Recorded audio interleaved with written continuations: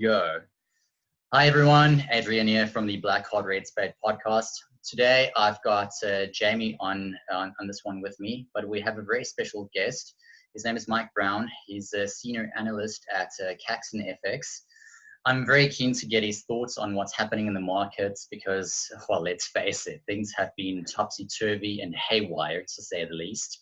And with all the steroids being pumped into the system and hooting, colluding, and whatever else you want to call it, I would very much like to hear what he has to say. So, Mike, please tell us a bit more about yourself and, just so everyone can get to know you a bit better. Thanks, Adrian. Hi, everyone. So, as Adrian said, Mike Brown, I'm the senior market analyst at Caxton. I've been with the business for sort of 4 years or so now, and really we specialise in foreign exchange, but I spend my time looking across asset classes, trying to pick out trends and work out really what the hell's going on in the world, which is no easy task given the times that we find ourselves in at the moment. Yeah, I mean, what do you have to say about the latest move by the Fed about a week ago when they decided to start buying individual corporate bonds? I mean, that just to me feels a little bit, it almost feels borderline illegal, even though I know it's technically not, but it feels borderline illegal. It feels wrong, but at the same time, I think it's the right thing to do.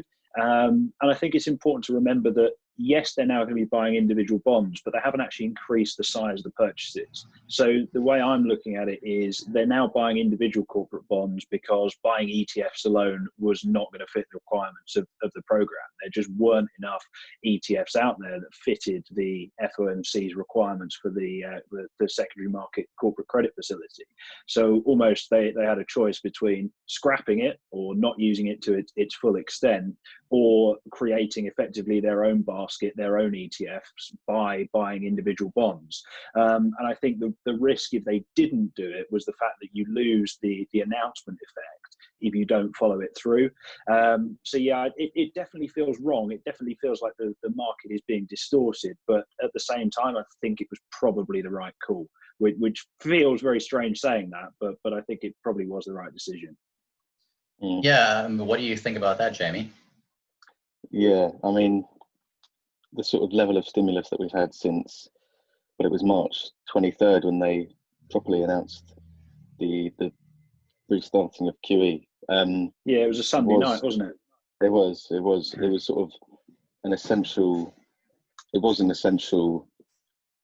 thing to do because, okay, you could argue for the past 10 years they might have been a bit too slow in retightening policy and de-accelerating the balance sheet expansion, but in times of crisis they did their job, they did what they had to do, and I guess this is just an extension of that insofar as, like you said, the ETFs weren't enough. We have to go down into the individual names, and maybe at the end of the year we'll have a sort of year-to-date performance for the Fed. Who knows? See how they've done. But doesn't this increase the risk of more zombie firms where they just pretty much get bailed out and they are running dead business models? I mean, just for the benefit of the viewers, a zombie firm is essentially a firm that finds itself in a position where it needs to use more debt to finance its dead business model. So it just keeps running up, just keeps issuing more debt and more debt and more debt to keep the business alive, but it's essentially dead. So what are your thoughts on that, Mike? I completely agree. I think it does, but I think that's a risk that the Fed are happy to take at the moment in order to ensure that, because if you look at how the market was functioning, well, I say the market was functioning in March. I don't think the market was functioning in March. So I think that's a risk that they're happy to swallow for now in order to ensure that the market functions properly. And then they will, that's just a side effect of the policies that they've brought in. But definitely when you've got a buyer in the corporate bond market who is pretty much price insensitive as the Fed are, then yeah, it massively increases the risk of zombie firms. But I think that and moral hazard just seem to have gone out the window a little bit, rightly, in the conditions that we found ourselves in.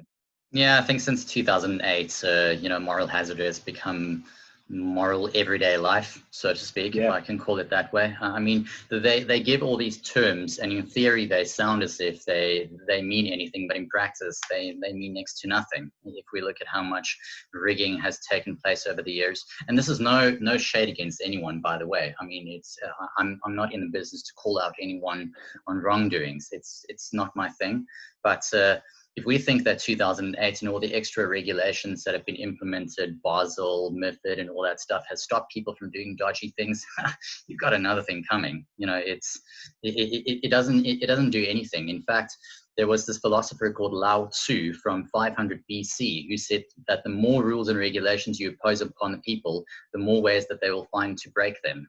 And I think that that is essentially what we find ourselves in many ways and forms. So that's pretty spot on. Yeah, as I said, you know, I'm no goody two shoe. I think we all look for gaps in the markets and inefficiencies and everything else, you know.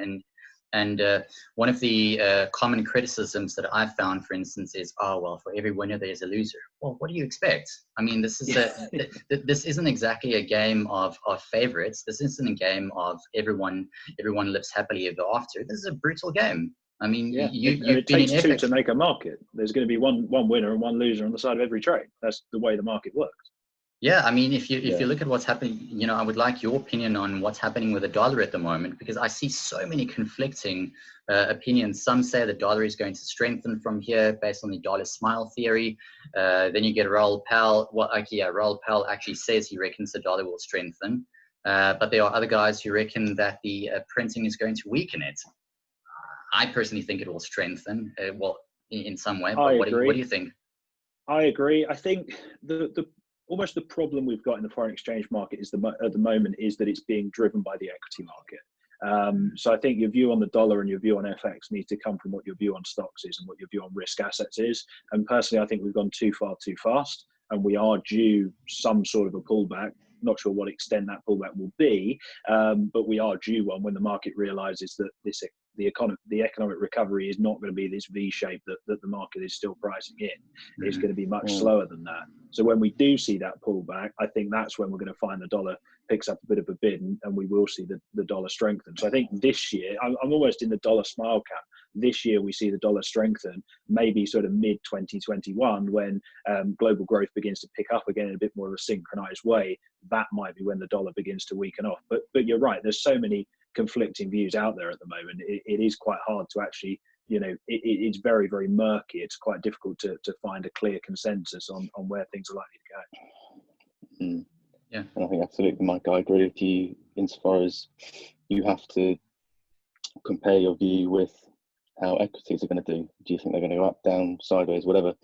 But there was one chart that I saw and I have in front of me now from JP Morgan. It was saying cross asset correlations are at least 20-year highs, where the R squared, so when you take a correlation coefficient, if you square that value, it gives you the coefficient of determination. That value's at 0.5, which, I mean, is ridiculously high. That implies an R of 0.75 or minus 0.75. So if something's going up by 1, then the other thing's going up by 0.75. And you're looking at historical levels, and it's just ridiculous. You're looking at sort of regular levels of below 0.5. So the correlation between assets is just massively ramped. And you see it in the day-to-day where you could compare the charts of the S&P to the charts of, I don't know, Aussie dollar or something like that. And they just look identical, where you have exactly the same moves taking place with slight variation. But ever since everything started going down at once, everything's been very, very linked. Yeah, spot on. And if you think about, you know, what is the fundamental driver, or one of the fundamental drivers of the foreign exchange market, it's always been interest rate differentials. Well, there aren't really any interest rate differentials anymore. At least in G10, everything's at zero. So the impetus to move the market has to come from somewhere else. Oh, yeah, there's probably not enough volume coming from other places. I mean, that's I've had a few. I mean, I don't consider myself an FX expert. I'm just someone who likes to take a general view on things and have a little bit of understanding. But someone once asked me, you know, so why, for instance, does let's say the South African rand change in value against the euro on one day? It goes up against the euro, but it goes down against the dollar. And I kind of explained to them that the dollar is your baseline currency against which you measure any exchange. So you first change your currency into dollars, and then your dollars into the other currency. And they was like, oh wow, I didn't know that. I said, yeah, it's a much easier way of doing things than trying to convert from one directly to another. And And the other thing that also came, that I also mentioned to them was that there are so many damn dollars in circulation relative to every other currency. I mean, you almost cannot even compare. So there's no viable alternative for dollars at this stage. There's an argument being made that gold's just going to shoot through the roof.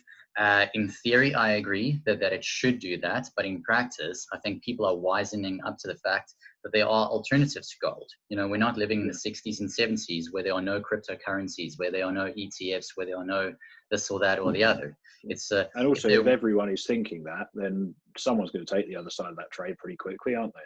Yeah, look at what happened to Bitcoin in 2017. Remember when the futures came on in December on the CMA? Knockdown. You know, everyone was such a Bitcoin fundi or experts or whatever you want to call them.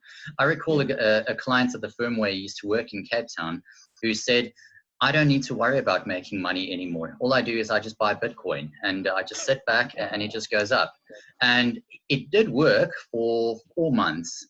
But then I think he lost 70 or 80% of the money he had made, because he said, whatever the dip is, I buy. I don't care if the dip is $100 or $200. I just buy. Wealthy guy. I don't even want to know what happened to him once the short futures came on. There's a lot of horror stories out there about that. I'm absolutely sure of that. Yeah.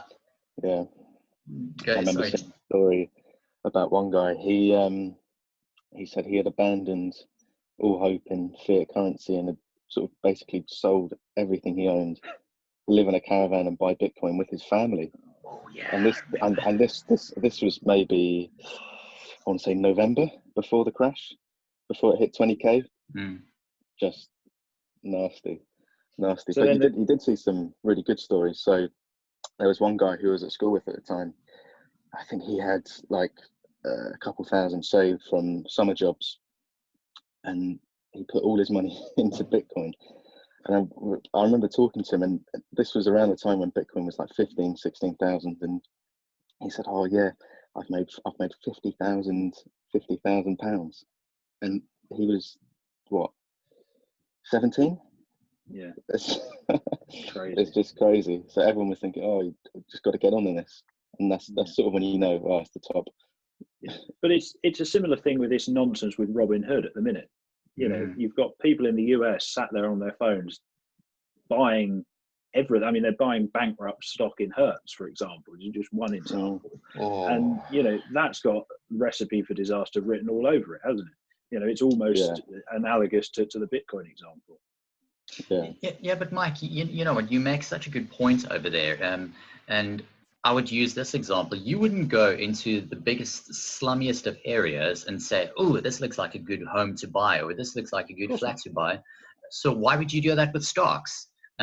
Just because a stock is down 90% doesn't mean that it's a good buy.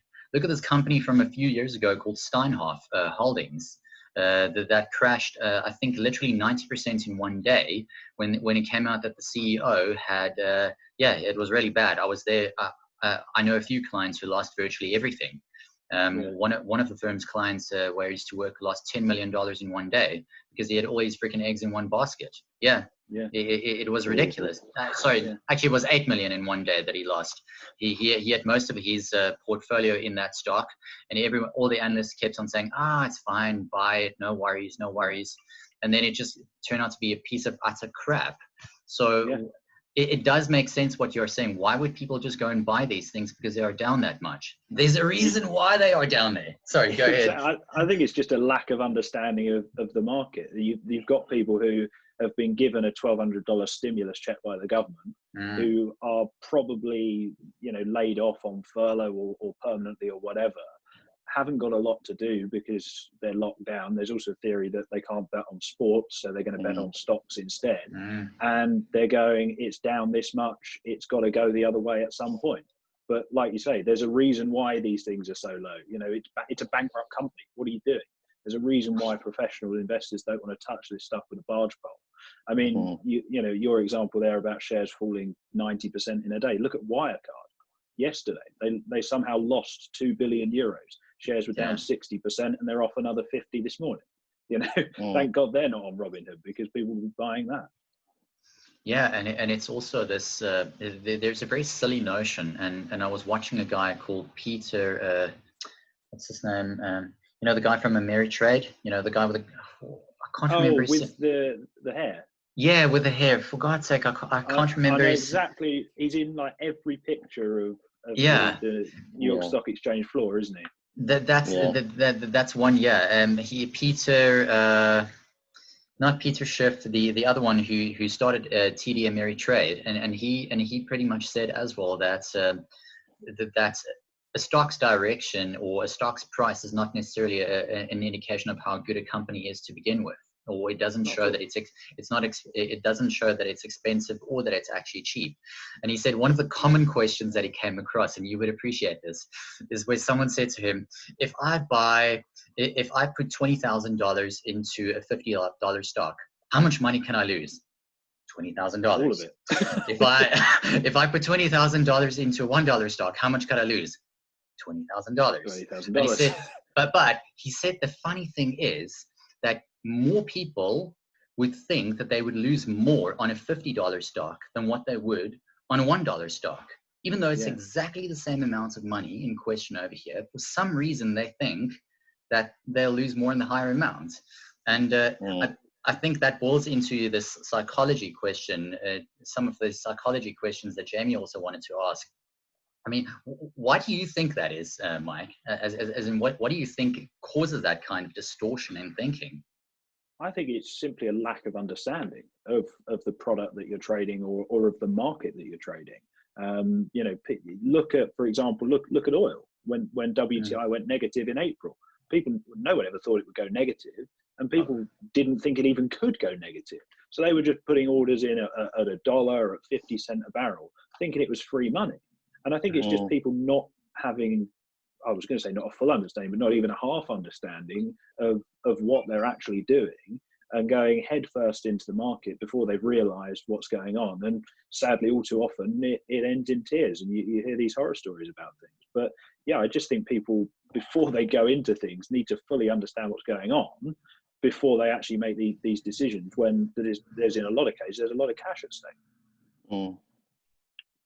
I think you see that same problem online, where you have a lot of influencers, quote unquote, who are using like an MT4 platform or something, and then they'll be standing in front of their Lamborghini, and you'll have a bunch of people on Instagram, on Twitter, on Facebook, or on wherever it is, thinking, wow, so from my phone I can make millions of dollars every day.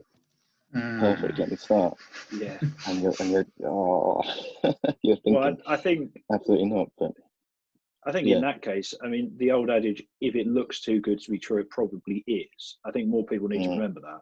You know, it's just like, it's easy for us to say because we're obviously all involved in the industry. We know, you know, all the signs. But if you're a young lad who's scrolling through his phone and sees that, and you're on your uppers, you're probably going to think, oh, yeah, that looks like a good thing to do. So that you need to think, if it's too good to be true, it probably is. But also, I think the regulator needs to really get a grip of this sort of stuff, because it's been going on for far, far too long. And to have done, you know, nothing about it is ridiculous in my view. Yeah, but I think regulators are not proactive; they're reactive. And I had a very similar discussion with the compliance officer who used to for the firm where I used to work. And I remember one of my managers / directors gave him a case on a platter and said, "Here's a guy running a scam at the moment.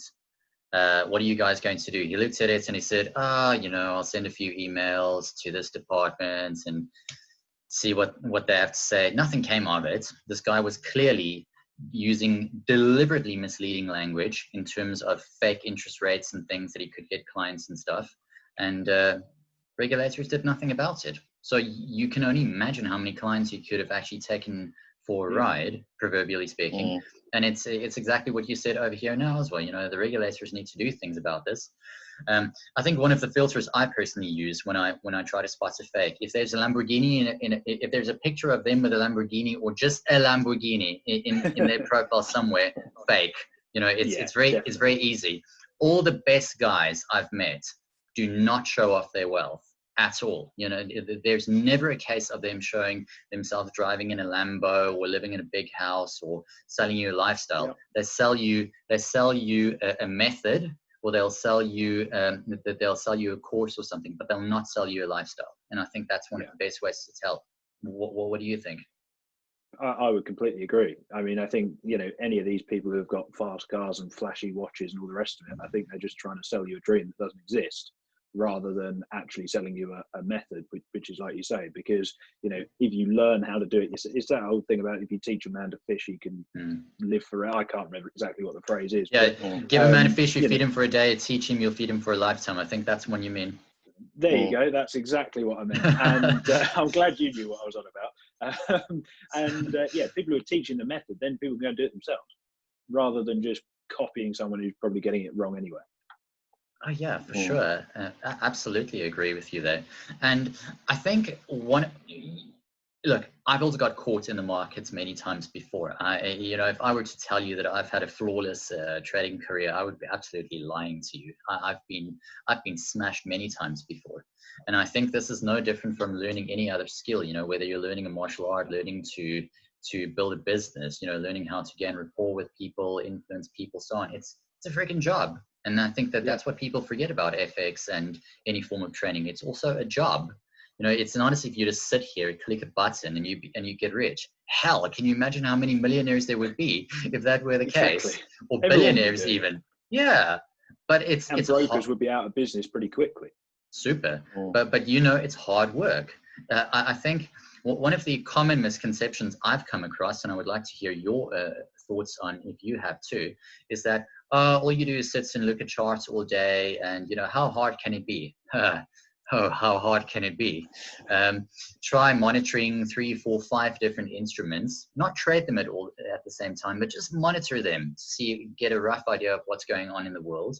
Try to make sense of what's going on, and then have the guts to place a trade where you put your money where your mouth is on where you think the direction's going to go. Let's see how tough you are then, and how well you do under those circumstances. Most people can't handle it, and yet they are quick to criticize. So, Oh, precisely. I mean, you know, people think you sit here and look at lines go up and down all day, but there's so much more to it than that. Because, like you say, you've got to have the guts to say, this is where it's going to go next. This is why I think it's going to go in next, and this is what I'm putting on the line to support that view. But yeah, it's also it doesn't stop. It's not a job where, you know, at 5 o'clock you all go home. It's something where the market doesn't, you know, the market is open all the time. There is news all the time, and you need to be on top of what's going on. There's no use only knowing what's going on between 9 and 5. That doesn't do you anything. What if something happens at 5:05 and the market moves? You're going to ignore it? No. How could you? Exactly. I mean, I fully agree with you, and that's something that I think that even if you get involved with someone, for instance, your partner needs to have an understanding of the fact that this is a different way of life. This is a very different way of trying to earn a living, because that's essentially what we all are trying to do. And that's why Jamie and I, for instance, even with the newsletter, which you know, we're very glad that you also enjoy and read. We don't try to sell some kind of a dream or say, oh, you know, here's a magic trade for you. Go place it, and then you'll make a lot of money from it. Far from it. It's a hypothesis at the end of the day that you are running. And I think that's what I also try to get across with any idea, is that the only thing you can ever do in trading is increase the probability of success, but you can never guarantee success. And that's and that to me is one of the big things. Sorry, go ahead, Jamie. You wanted to say something? Yeah, no, I think that's a really key point, and was one I was going to make, is when you see people online, and I think this is especially true of people who have maybe just started out and they've made a couple good trades, is they say, oh, the market is going to do this. It will go here. It has to. And when people say, I'm sure, that's when you almost, well, I don't want to say you're guaranteed, because that'd be hypocritical, but that increases the probability of failure, because when you start incorporating all these biases, to like confirmation bias, for example, when you just cherry pick information looking to confirm your own ideas, your own trade ideas, your own research ideas, whatever. When you start going down that path of just very narrow thinking and saying it can only do this, it has to do this. I've read X, Y, Z, therefore it will do A, B, C. It doesn't work that way. You can only talk about things. You can't talk about things in absolute terms. You can only say it might do this. I believe the probability of it doing X is greater than the probability of it doing Y, and vice versa. And then manage your risk via that. If you are going to take yourself into a position of risk, whether that's via spot FX, via options, whatever, you have to base your risk off of your own personal tolerances, but then also probabilities. It's like you were saying, Adrian. If you put all your eggs in one basket like that, all it takes is one black swan or whatever you want to call it, and you're gone. Yeah, you're completely right, and it's interesting what you say on confirmation bias, because that's the thing. People get so dead set with one opinion that they will then just go and look for any research, any articles, any technical indicators, whatever you want to think of, that will support that. And even if it doesn't quite tally up with their view, they will make it fit their opinion because it's preconceived, and that's when people can really slip up with things. And you're right, you can never be. If we were all certain of where the market was going to go, we wouldn't all be sat here discussing it. We'd be on a beach at the minute.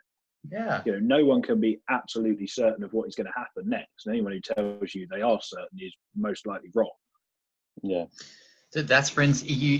Well, that's really good you mentioned that, so Mike, because I think that's a really key point here as well. And I'm no, as I said, I'm no expert, but something that I personally do, and this is not very scientific. This is more subjective than objective. But I would often look at the newsfeed on LinkedIn, for instance, and even Twitter, and the more experts I see with highly convicted opinions, especially at the height of a particular move in the market, the more I know that it's starting to become the right time to take the opposite view.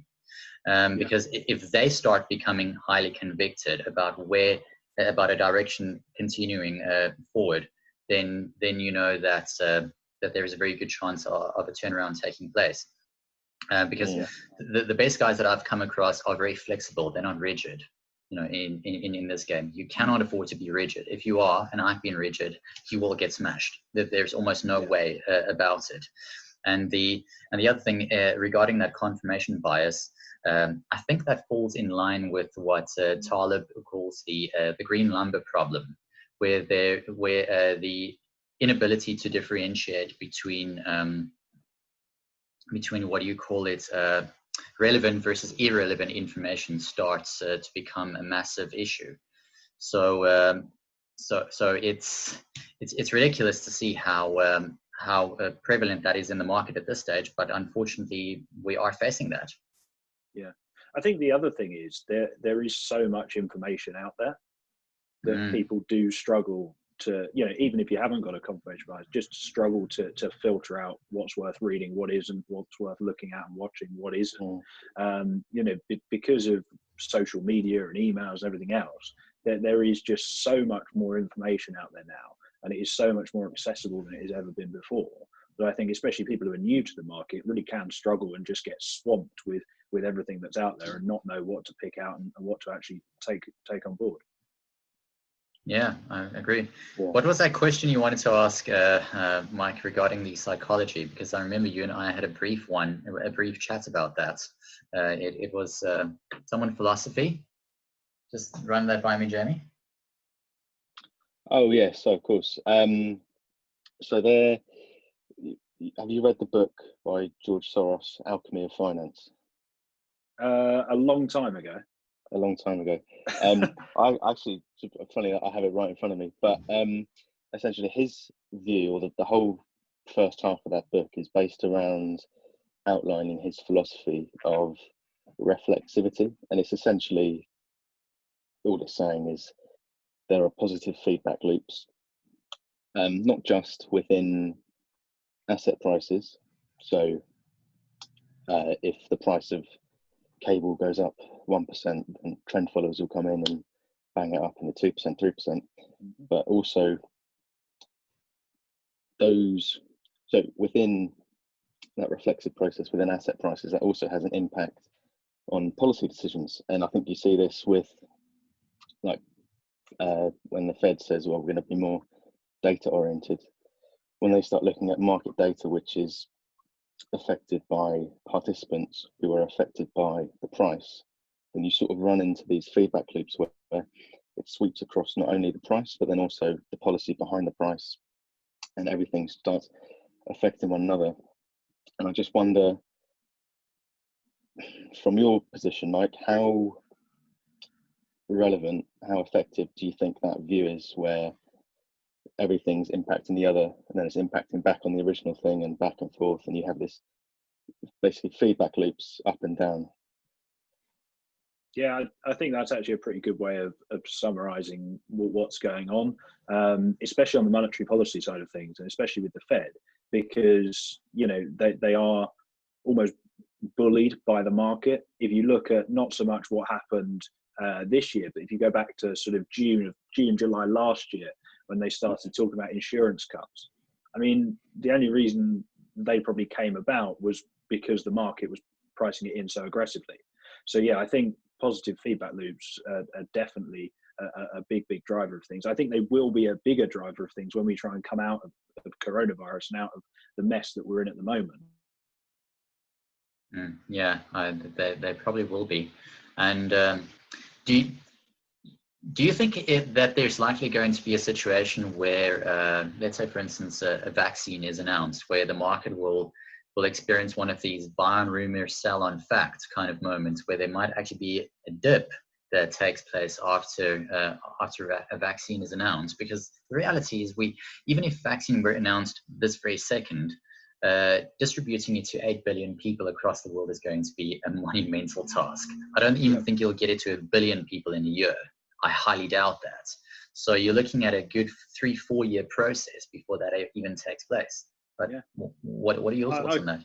I completely agree. I think, you know, you already see it. If there's a positive vaccine headline, everyone buys into it. I mean, it's kind of faded a little bit this week, but if there's positive news on a vaccine or a treatment, everyone buys into it.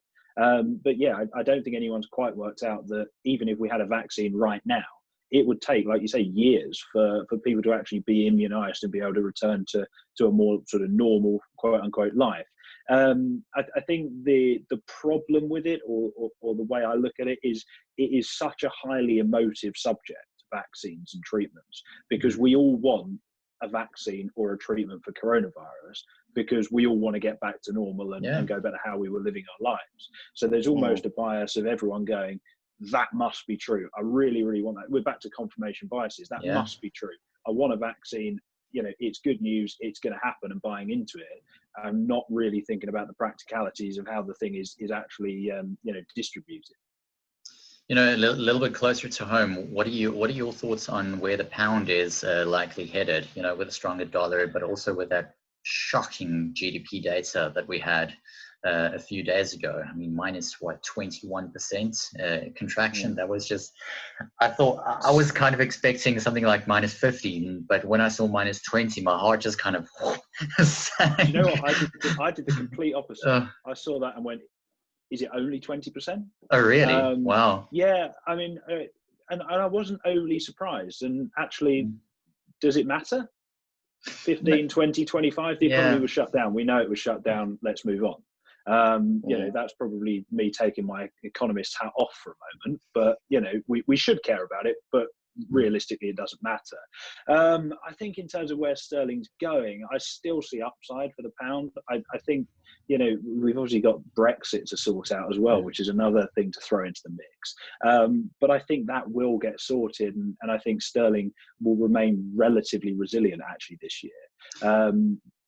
I know that's kind of going against the grain of the consensus, I think, a little bit. But yeah, I think that when Brexit is sorted and there is some sort of a trade deal, it may be a sort of skinny trade deal on goods only, not services. But I think that will see a bit of political risk come out of sterling, and we should see a bit of appreciation into the end of the year, in my view. Yeah, I think so too. I think Brexit might, ironically, be a boon for the sterling as opposed to a bane. You know, in my very humble opinion, because if If the remainders are proven wrong over here, and I'm not getting political, by the way, just saying, if they're proven wrong about the fact that Britain's economy is set to collapse and all that, and it actually does the opposite, then that will be very good for sterling. And I think it's highly plausible. It's highly plausible. I mean, why would it suddenly just collapse? I've said to people before that we don't realize what a privileged position the UK still is in. The world still wants to do business with the UK. The currency has not collapsed to levels where it's 1,000 to 1 against a dollar. You know, stuff like that can happen. Or Zimbabwe dollar, where you have 100 trillion to 1 or something ridiculous. Precisely. We're not in that kind of situation. Financial institutions are still based over here. They still have offices. People still want to move here. As long as immigration still keeps going, and this is still a country where people want to move to, the sterling will be good. But as soon as more people want to leave, the sterling will take a dip. That's my very simplistic way of looking at it, but I think it does hold water in most instances. Yeah, definitely. And I think the other thing to remember is the fact that if you just take politics out of it for a second, and even before coronavirus, it was in the mutual interest of both the UK and the EU to get a deal. Because although no one says it, we need trade with the EU as much as the EU need trade with us. That's pretty much a given. So now we've got coronavirus and we've got this massive shock to the economy. It's still in everyone's interest to get a trade deal. And it's even more in everyone's interest because we don't need another economic shock 9 months after we've had the shock of coronavirus. So take politics out of it for a second. I think kind of logic dictates, and nothing with Brexit is logical at the moment, and we saw that last year. Logic would say it's in the interest of both sides to get a deal. They will get round the table and they will get one done.